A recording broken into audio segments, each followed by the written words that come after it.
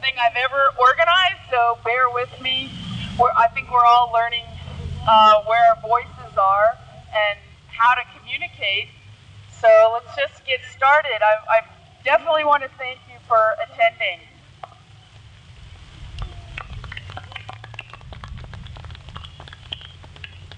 First, I'd like to let you know that we are supporting the Occupy Wall Street movement, and we are a little small part of the whole Occupy Wall Street movement and Occupy KC, because what we're dealing with now is the corporate takeover of our food supply.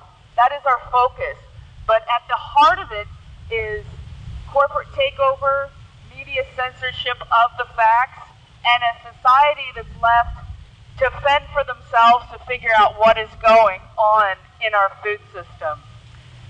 So, let's get to the reason that we're even having this today. 5 months ago, I did a Google search, and I asked into Google, who is changing the world? I came up with the name Vandana Shiva, and according to Forbes magazine, she's the 7th most influential woman in the world, and yet I had never heard of her. And I thought something is very strange in the fact that I had never heard of this woman, who is basically responsible for vast amounts of knowledge about the company Monsanto. And let's hear what do you think of Monsanto from the crowd, just briefly? I actually didn't know anything about Monsanto until 6 months ago when I put in the Google search, who is changing the world. What I have learned from that point until now is disturbing beyond my wildest nightmares. The thing I learned about our corn, for example, our corn is now being engineered to produce its own pesticide. How many people know this fact? Many of you know this fact. I think the average American has no clue about this one fact, let alone the fact that it's not being tested, and additionally that pigs are going sterile from eating this GM corn. We're the test. And we are the guinea pigs. The American citizens have become the guinea pigs. So basically we have choices now. We can either remain silent and accept what the corporations and these genetic engineering test subjects of what they want to do to us, or we have to stand up and say to the FDA that we will not take this anymore, and we will demand that all of our food is labeled with the labels that have genetic engineered ingredients, or they don't, because that is the only way that we can really fight this at this moment in history. We want to say to the FDA, you give us the same rights that you've given to not the FDA, but the world, all the countries in Europe and Australia, New Zealand. Much of the rest of the world has laws regulating the labeling of genetically engineered foods. And the fact that we have been kept ignorant is actually the worst part of this nightmare. The fact that our government and all the corporations think that they can get away with this, with the people being ignorant, it should make everyone just stand up and say, no, I refuse to be part of your test subject, and I will not take this anymore. We demand to know. If you're so proud of your Monsanto engineered products, then why don't you want to label it? I ask you that right now. And by the way, if anyone would like to sign the petition, there is a petition going on right now to the FDA that demands that we get the labels for genetically engineered ingredients. All you have to do is go to centerforfoodsafety.org, or you can go to responsibletechnology.org. Now, the other thing I wanted to press upon is that a lot of the emphasis has been on, we feel like victims, what can we do? We all have a voice now. You have to talk to your friends and neighbors and get everyone aware of this issue, because let's face it, the media is not going to do it for us. It's up to us.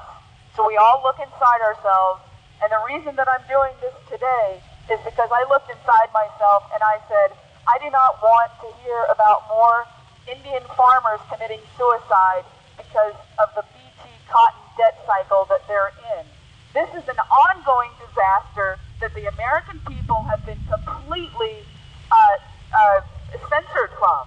This topic of Monsanto creating BT cotton seeds that then the farmers go in debt in buying the seeds and the chemicals, and when their crops fail, they commit suicide and they take the poison, they take the pesticides to kill themselves.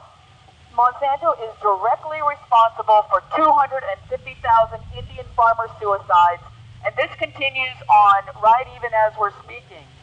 I asked what kind of society would allow this to happen from our own company, our own corporations right here in Missouri. You know, Monsanto is based in St. Louis, Missouri, so we have to ask ourselves what kind of society allows for this to continue on with the American people being completely ignorant of this topic. I just cannot believe that nothing has been done, that there's no outrage, that people are accepting this, and we have to change the future, all of us, for our children. We do not want our children growing up in an uncivil society that's completely dominated by corporations. The only way to do that, we have to do these uncomfortable things. I'm very uncomfortable speaking in front of a group. This was a hard thing. I'm not a natural organizer. A small group turned out, but we can do this. This video can be broadcast, and we can show that even we're scared and afraid to talk, we can do it. We have to do it. We have to take first steps to demand our rights. And I urge everyone to sign that petition and then even go further than that and start taking control of our own futures and our children's futures. Because obviously, the way things are, we cannot trust that things will be taken into the correct direction. We have to set it straight for our society. So I hope that everyone realizes that you have a voice and that you need to speak up. And even though you're scared to do it anyway. Because I'm scared too. Now we'll have our next speaker, Farmer Steve Mann. He's a great inspiration to me because he grows his own food, something I would love to do, and he's very inspiring to me. He's with Cultivate KC. He teaches food, not lawns. We're up against two of the worst environmental concerns that have ever faced human beings. The first one being corporate personhood. As long as corporations can be treated as persons, then we will not be able to control the politicians, because what politician is going to fight against a corporation that can put all that money against them and give it to their opponent? So until that ends, and until we occupy America again with Americans instead of corporate people, we're going to be in big trouble. The other problem is genetically modified organisms short-circuit 3 billion years of the evolutionary process of the planet Earth. And we do not have the right to do that. We are just another organism. We're part of the trillions of organisms that make life on Earth possible by cooperating with each other, being part of a system that is so elegant and so beautiful that, you know, we can't even comprehend it. So that's the two biggest problems we have right now in the world: corporate personhood and genetically modified organisms that are polluting our biosphere. So in order to fight this, we have to fight corporations. One of the best places to do that is up at Liberty Memorial with the Occupy Kansas City people, the Occupy Wall Street, and all the other Occupy groups throughout the world. So we have to become part of that system and take it down. Right. Really nervous. So I'm going to read my cards. Turn it on again. Is it loud? Can you hear me? Yeah, holding it backwards. Can you hear me? Holding it backwards. Sorry. That's better. There we go. There we go. I'm so sorry. Okay. My name's Natasha Bailey, and I am here today because this is very important to me because I have small children. And I think that if we as a community can stand up against Monsanto, we can make big improvements. So I'm going to read my speech now. Okay. There comes a time in a nation's history when it is incumbent upon its people to rise up against abuses of power and reclaim their rights as defined by the broader social contract that has enabled our democracy to exist for some 235 years. In the past month, we have become discontent, and Occupy Wall Street was born out of legitimate frustration with the collision between big business and elected officials in our United States government, leaving the will and greater good of the 99% out in the cold. Nowhere is that collision so great as in food and agriculture production, where 4 corporations control 84% of beef production, 66% of pork production, and one company, Monsanto, controls more than 93% of soybean and 80% of corn production in the United States. I am here to say no more. No more feeding us sad, nutrient-deficient food. No more being lied to.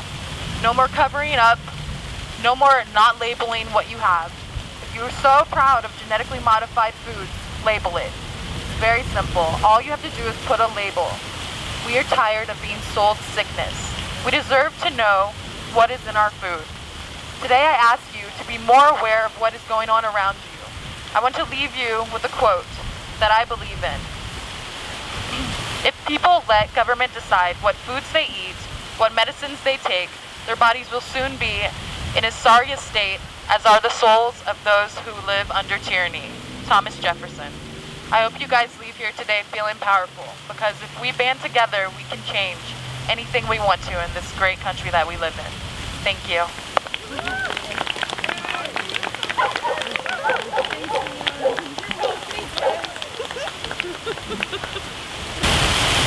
I think, personally, the fact that these seed companies like Monsanto and Cargill and others who are making genetic modifications to seed strains that have taken centuries, if not millennia, to develop over time using natural methods, I think the takeover of our seed stock is an absolute crime. Yeah. This should be fought. This should be stopped. It needs to stop because it's becoming a way for American technology and American corporations to find leverage within other second and third world countries. As we're seeing, there are people in India, people in Africa who are protesting this at every turn, and yet they're being steamrollered by companies and organizations like the Gates Foundation. This is Bill Gates of Microsoft, who's decided that he's going to throw in his lot with the big seed companies and other folks to spread this kind of technology, these kinds of agricultural things, as if they are a charitable gesture. They are not. They're actually putting people into a slave environment the way many of our farmers are, although they will not admit it. If you have to buy seed every single year from the same company, if you have seeds that are terminators, that means they just won't re-sprout the next year, you're being a slave to technology. The fact that they're getting sucked into these systems that require fertilizer, pesticides, and the terminator seeds is just a travesty to me. I'd like to see you look up the Gates Foundation, look up these things that are going on, and protest against them if you can. There are write-in campaigns about Monsanto. There are write-in campaigns about the seed. What is it? What's the term I'm looking for? BT? Well, BT is just one thing.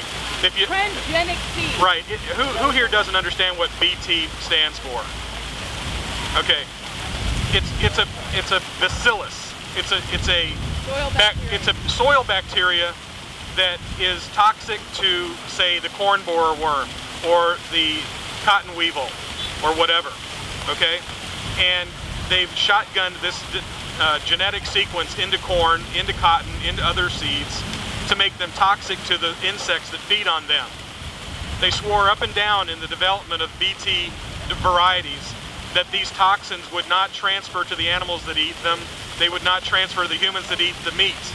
Okay, but we're finding recently now that actually this BT toxin is actually showing up in beef, in pork, and in human mother's milk. Tell us about the animals that eat the BT cotton in Well, India. I haven't gone very far in that. There are some that are becoming sterile. There are others that are developing other problems. There's not a whole lot of research on this because there's a lot of money behind ways to cover it up. A lot of money trying to suppress the information that we're trying to spread. So if you go to that website for the Institute for Responsible Technology, responsibletechnology.org. responsibletechnology.org. Jeffrey Smith and other writers, people talking about this every single day, online, in Facebook, all over the web. You can find it, find all sorts of write-in campaigns. Tell your friends, tell the people you love, be careful about what you eat. Try to get corn out of your diet. I hate to say it, corn, soybeans. There's so many things happening out there. The technology, the pesticides themselves, the things that are leaching into our water systems, they're creating pseudoestrogens in our water supply, pseudoestrogens in the soil that persist, pseudoestrogens in the food that we're eating. And these things are having long-term effects that we're just seeing starting to crop up now in the last decade or so. I don't want to go into great detail about this because there are other people who write about it much better than I can speak about it. So just go out and look it up. Be careful about what you eat. Look for growers. Try to find growers that use heirloom seed varieties. Look for organizations that support the spread and the use of heirloom seed varieties, and support your local growers. Get to know people who grow your food face to face. I work for the Kansas City Food Circle. My name's Dave Lawrence. That's what I do all the time.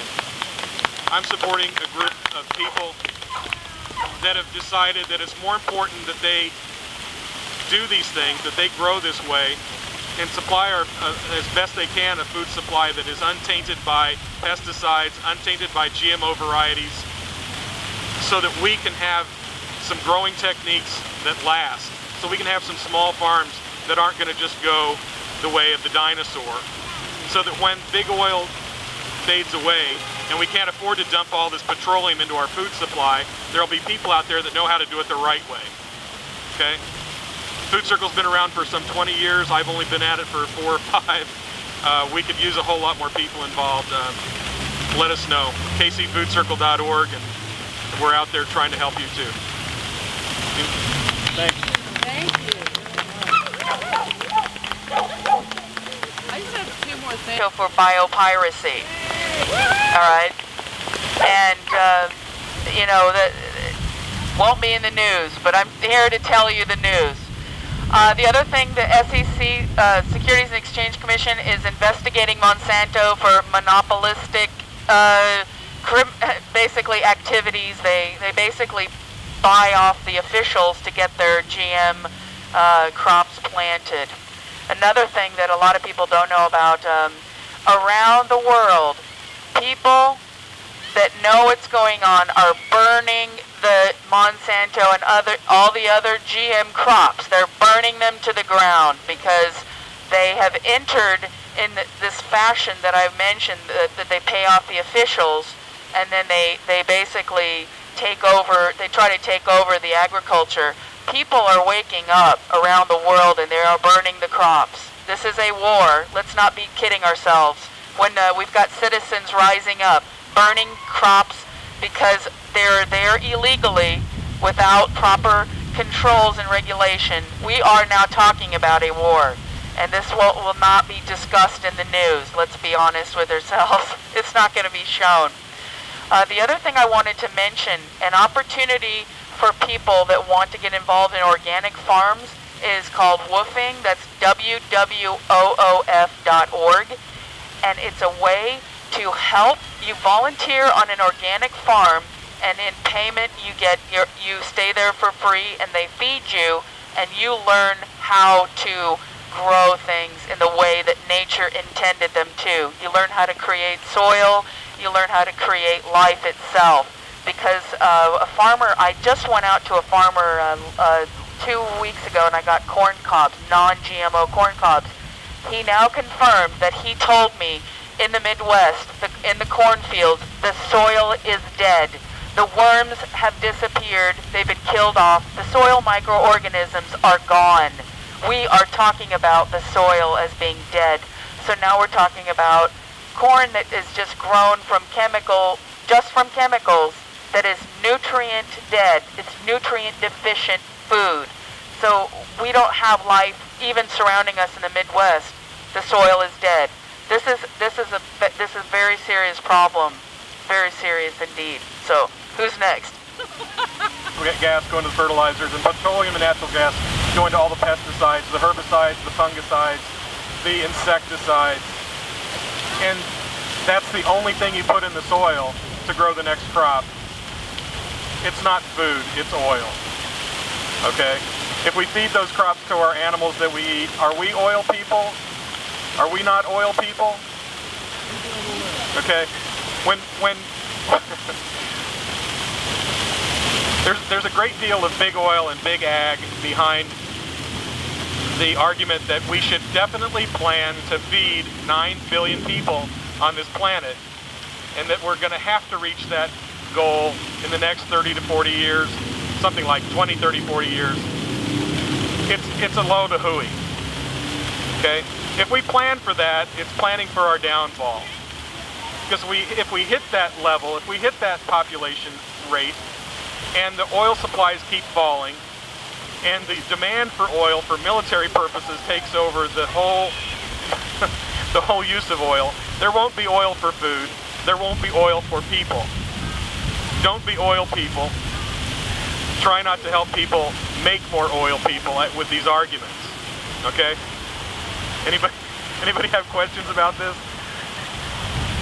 I got sucked into this argument at a public library consortium kind of thing. It was a symposium on all the wrong reasons to do the right thing. All the wrong ways to do the right thing, which is feed more people. I sat down for 15 minutes ahead of the group, and all these arguments were leading up to the fact there's no way around it. We're going to have 9 billion people on the planet. That is not a fact. Okay? This is conjecture. This is a self-fulfilling philosophy, a self-fulfilling prophecy, if we let it happen. It doesn't need to happen. We need to find balance. Growth is only one part of... It's not local. I try to get organic. We're big supporters of the local food movement, which goes hand in hand with fighting the big corporations that are trying to control the way we eat and the way we live and our health, ultimately. I want to say that the claim that biotechnology and Monsanto and Cargill's food solutions, the claim that that is a solution to world hunger is absolutely 100% a lie. There's no way that the chemical-laden new, what was once called the Green Revolution way of doing things with biotechnology, there's no way that can feed the world, because it just absolutely destroys the soil and all of the fertility that we need in order to feed ourselves. In India, I did some research a few years ago about all the Indian farmers that were committing suicide, and still are, because when they start growing the GMO cotton, they have to put so much money into buying all the extra bells and whistles that you have to have in order to grow this stuff, and they have to irrigate it heavily, that they get so in debt that they can't survive, and so they'd rather kill themselves. And over there, it's a good example of how this stuff destroys the earth. And if we destroy the earth, we won't have anything to feed anyone with. We can't feed anyone. They are now pumping the water from the soil to irrigate these cotton fields. They're pumping it from 200 and 300 feet below the surface, whereas 20, 30 years ago, they could just set their pumps on top of the ground and get everything they needed. The water level is lowered so much because of these needy biotech seeds. So it's really just a lie, and it's just a hoax that this is the solution. The major problem we have today with people not getting fed, it's not that we don't have enough food, it's that the distribution channels are messed up because of corrupt governments that won't allow their people to farm the way that they traditionally have. In Africa, the farmers aren't allowed to grow bananas the way they used to. They have to do it the new way with the hybrid bananas and things like that, and they don't get to keep their profit from it, and they have to sell it at a certain price. So they don't have, there are places in the world where their governments force them to give all of their food that they grow to the government and to these companies to sell them overseas, and they don't even get to feed themselves with it. So it's not a matter of we need more biotechnology. It's that the distribution channels are messed up and there's corruption, and that's the problem. So that's all I have to say.